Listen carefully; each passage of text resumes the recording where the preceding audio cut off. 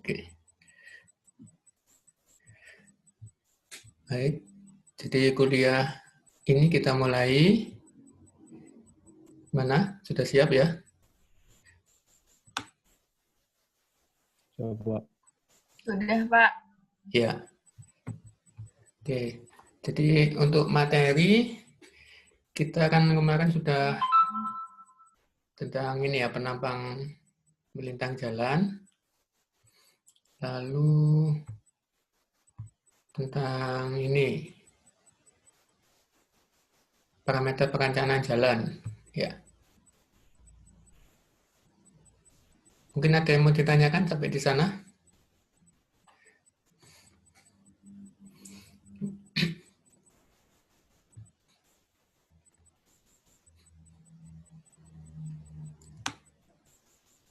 Di kuliah ini sifatnya responsi.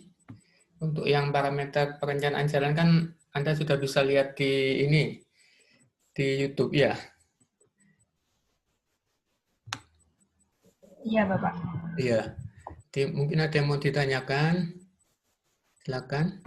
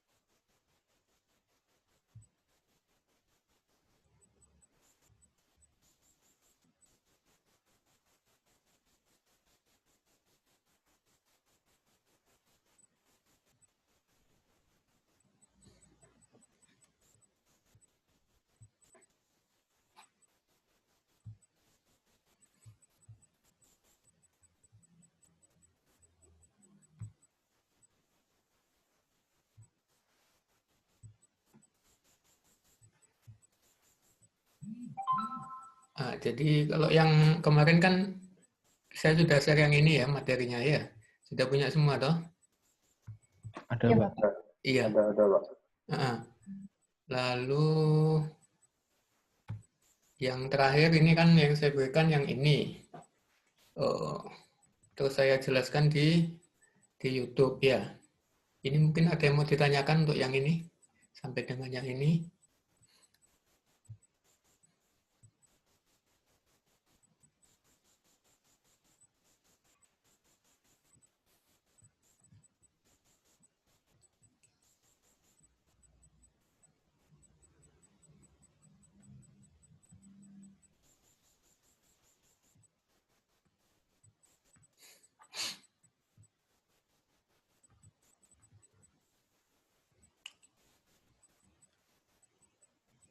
Jadi nanti materi kita UTS itu sampai ini ya saja apa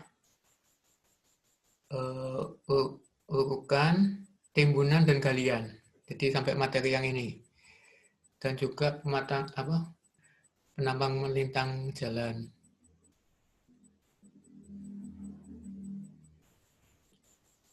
Kita UTS-nya minggu depan ya.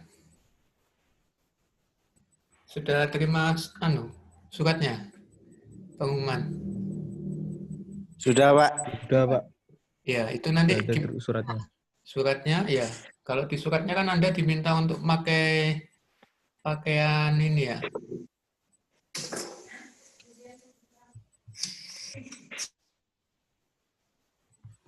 Apa itu jas alma mater ya?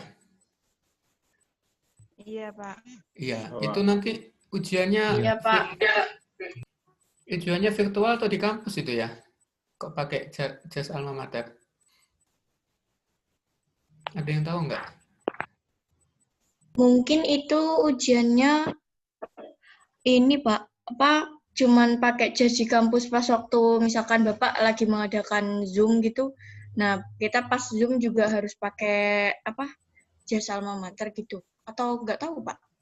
Tanya ketua kelasnya aja. mungkin Oh, ya. aturan pas offline itu, Pak. Ada yang offline juga. Untuk kelas lain mungkin saudara yang ikut di kelas lain bagaimana? Nggak ada kayak apa online semua, Pak. Semua kayaknya, Pak. Lewat study ya. Ya tadi, Pak. Nah, Iya, ya itu. saya masih belum bisa di kampus, Pak. Iya. Kalau di kampus juga kan kasihan yang luar kota ya. Iya, Pak. Yang enak kan yang Jember ini, tinggal datang. Kalau yang luar kota ini susah itu. Betul sekali, Iya. Pak. Jadi nanti karena pertimbangan itu juga kita aja ya, pakai study saja ya, biar nggak yang luar kota juga nanti bingung itu. Di sini di Jember gimana? Cuma seperti biasa nanti UTS-nya kalau sudah selesai dikumpulkan di study ya, seperti tugas-tugas itu. Menyedot urip, Cuk. Ya. Nggak mau sama rokokan pas UTS. Aduh.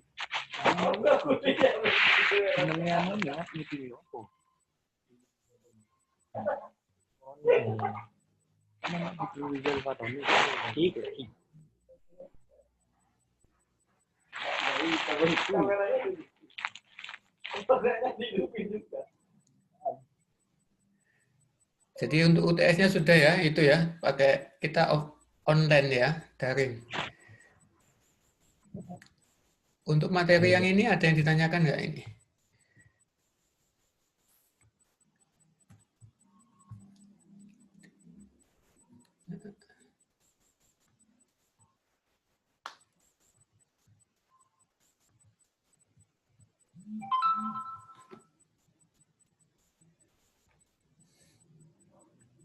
Jadi ini, kalau yang ini ya, sesuai penjelasan saya di YouTube, ini jaraknya tetap M harusnya ya, bukan 100.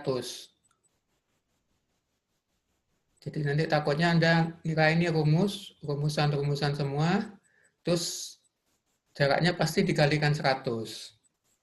Jadi ini kebetulan saya ngambilnya di buku panduan untuk kuliah geometrik jalan secara nasional memang seperti ini. Di kekeliruan di pencetakannya. Jadi untuk rumus yang ini jaraknya M seharusnya ya, bukan 100 di sini. Gimana? Bisa dipahami untuk yang ini, rumus yang ini?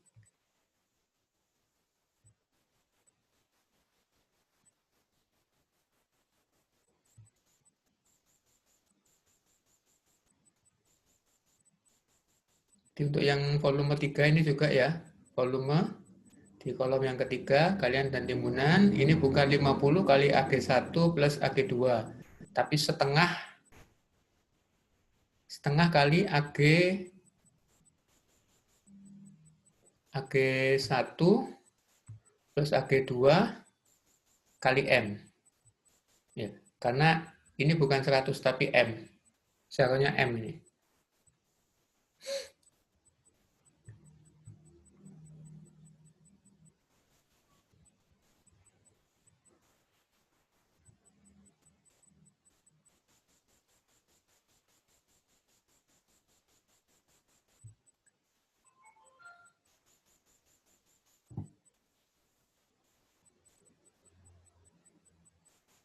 Bagaimana? Bisa dipahami untuk yang ini rumusnya?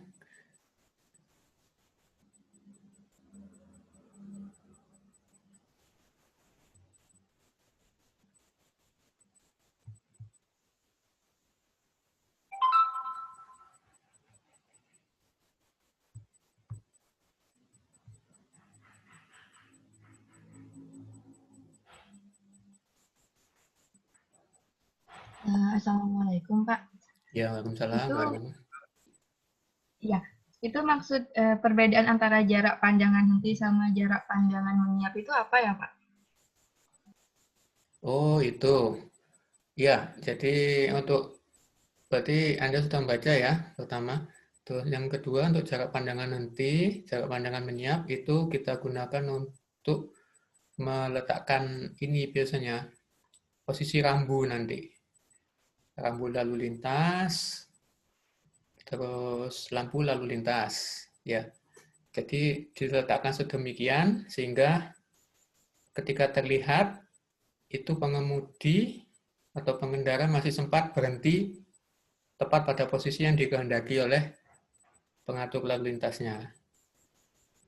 Jadi dihitung pakai jarak pandangan henti dan jarak pandangan menyiap.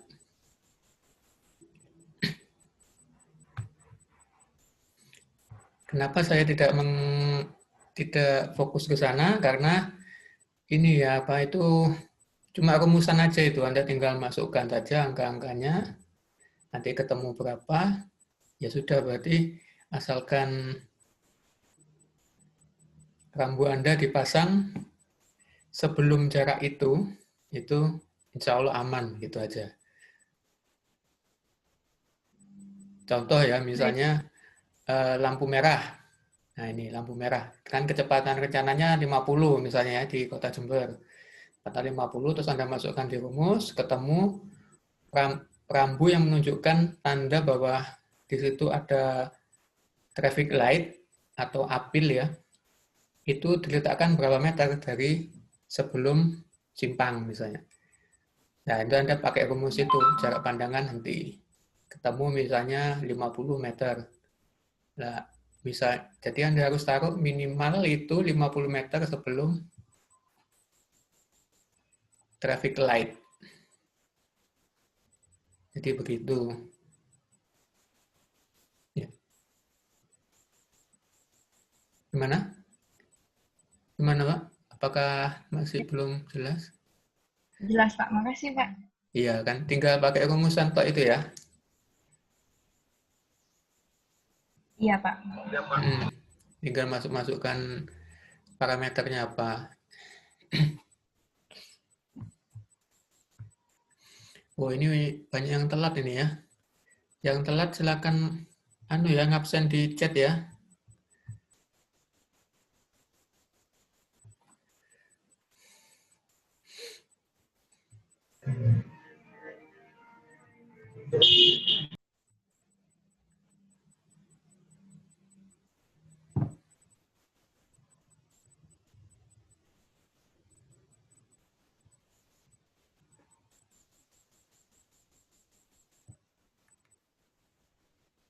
Ada lagi yang ditanyakan mungkin? Untuk yang ini dulu, sebelum ada yang ditanyakan, untuk yang ini sudah jelas? Yang materi yang saya tampilkan ini?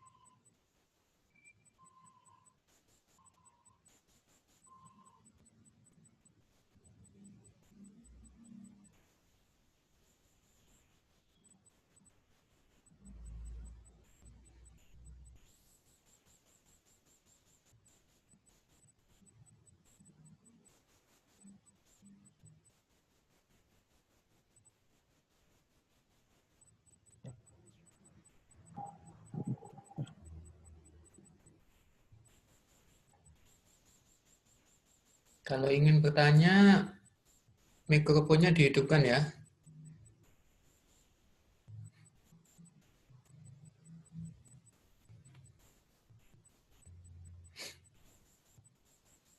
Kalau Anda ada yang bertanya, saya ingin bahas yang ini, yang minggu kemarin saya bagikan. Ini adalah contoh soal untuk analisa alinyemen horizontal.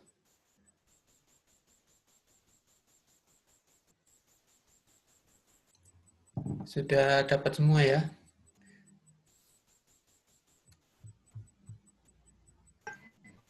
Ya, Pak.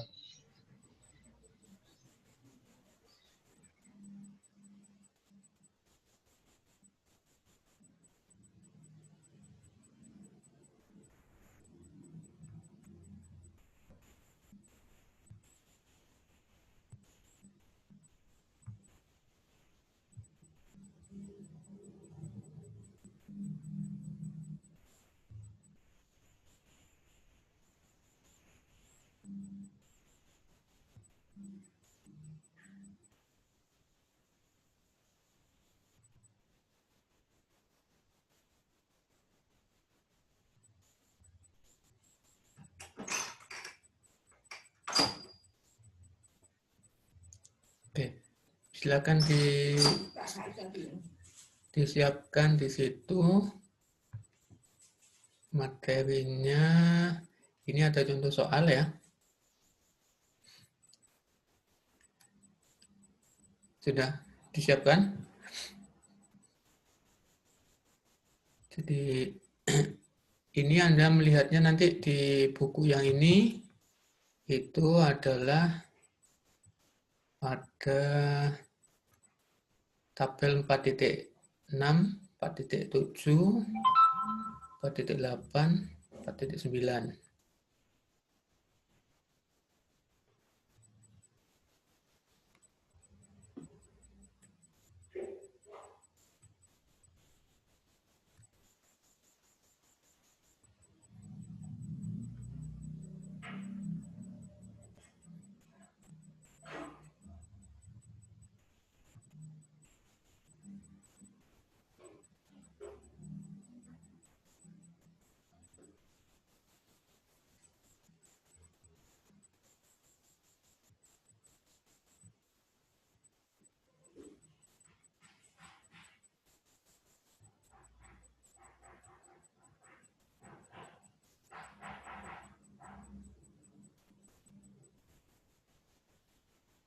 Nah, ini ya.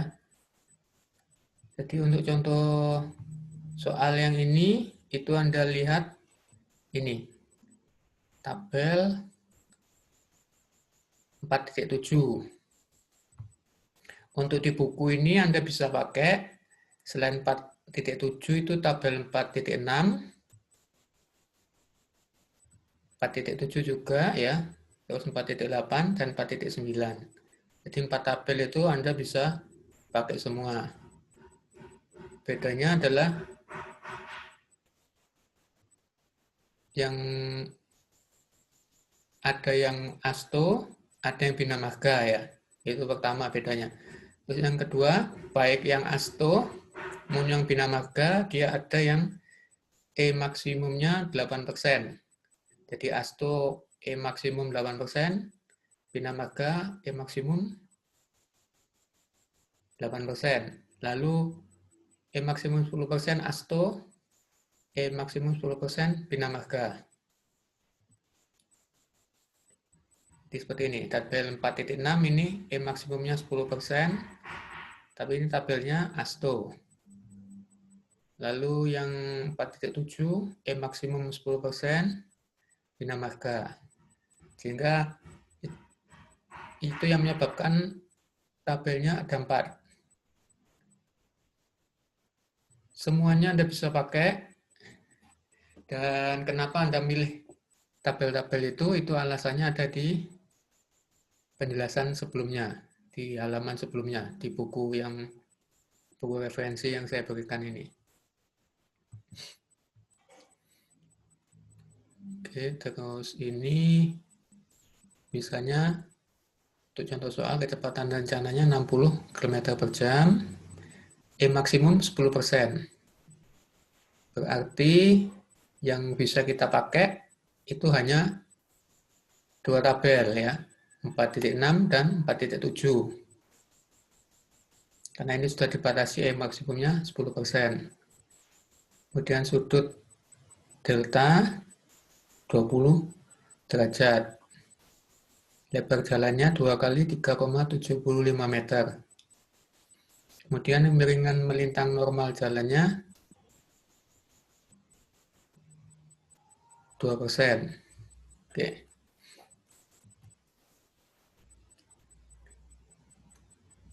jalan berbelok ke kanan, direncanakan berbentuk spiral, circle spiral dengan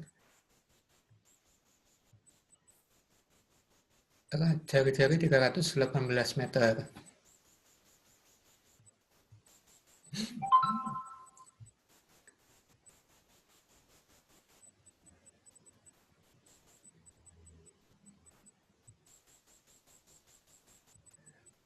Oke.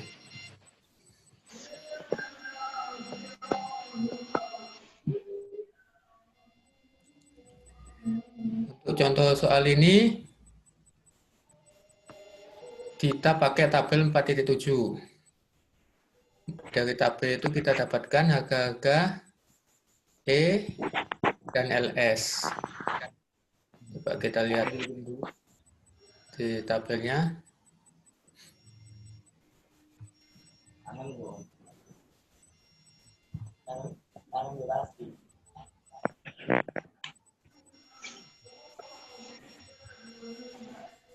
Ya, ini ya.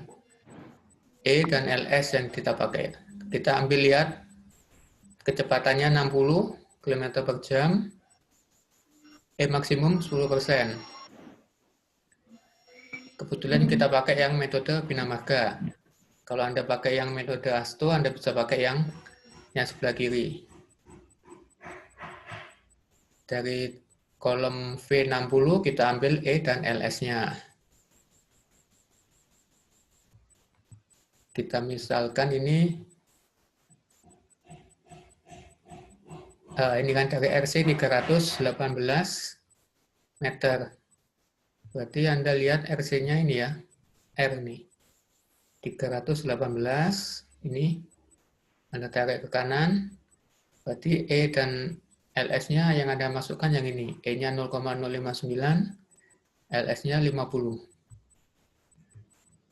Ya, ini ya. Lalu yang pertama itu kita hitung itu theta S, ini rupiahnya LS kali 90 per Pi kali RC, didapatkan 4,5 derajat. Lalu kita menghitung delta aksen, itu sama dengan delta dikurangi 2 theta S.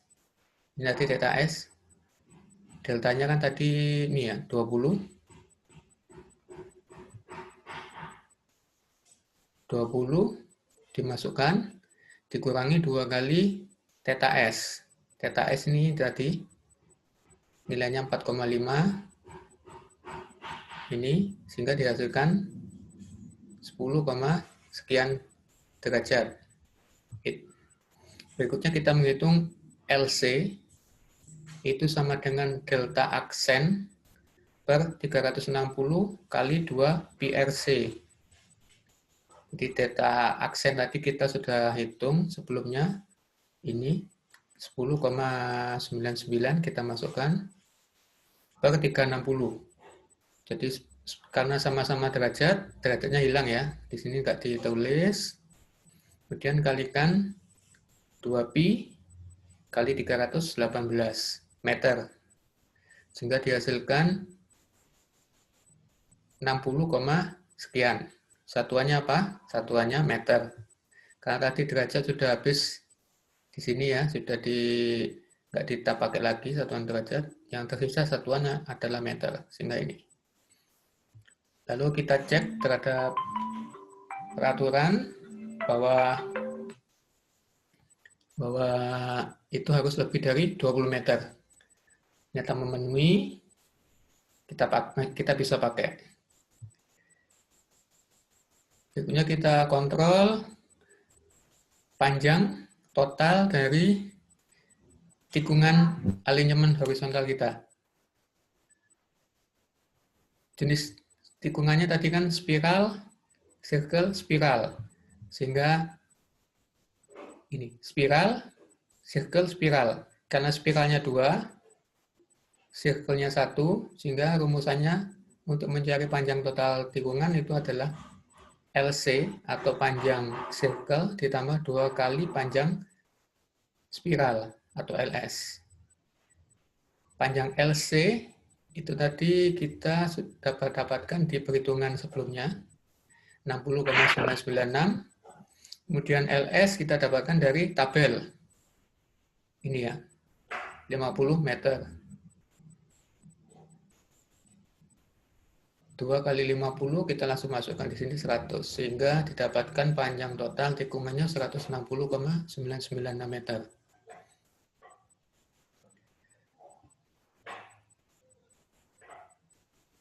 Berikutnya adalah kita menghitung P dan K. Dipakai rumusan ini, LS kali 2 per 6 RC dikurangi RC kali 1 min cos theta S. Jadi 2 kali LS-nya tadi 50, kita masukkan 50, dibagi 6 kali RC. RC itu tadi jari-jari. Di ini ya, di soalnya kan RC ini 318 meter. Dikurangi RC, kita masukkan lagi 318 kali 1 min cos theta S. Theta S ini ya. Kita masukkan 4,5. Hasil hitungannya adalah 0,328 meter. Untuk K, itu rumusnya LS min ini. Min LS kali 3 per 40 RC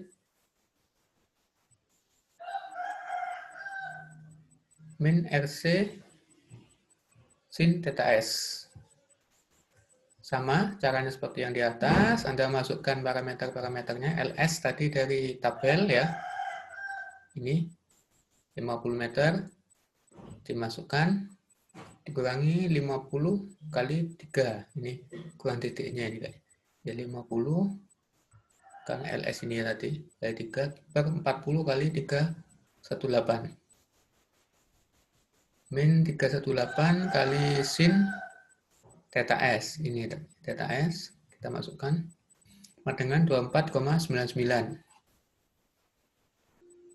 Oke, jadi yang perlu diperhatikan dari P dan K ini adalah totalnya.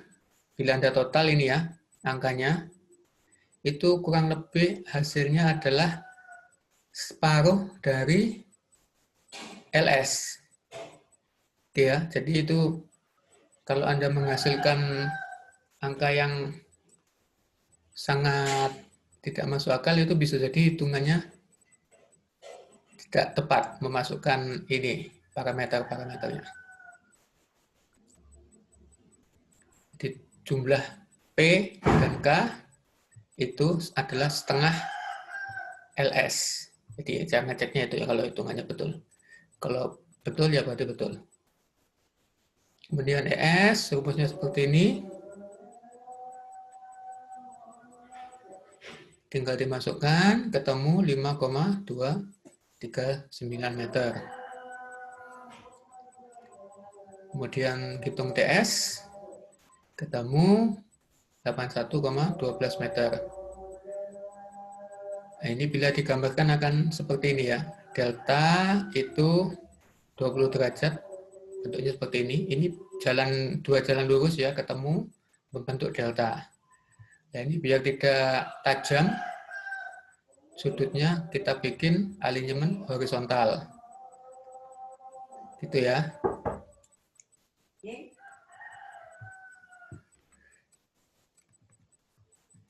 Ada yang silakan, bagi yang belum absen, silakan absen. Ini nanti akan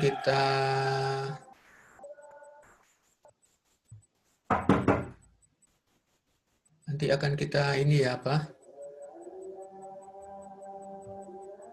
Akan kita simpan untuk yang sudah absen. Oke.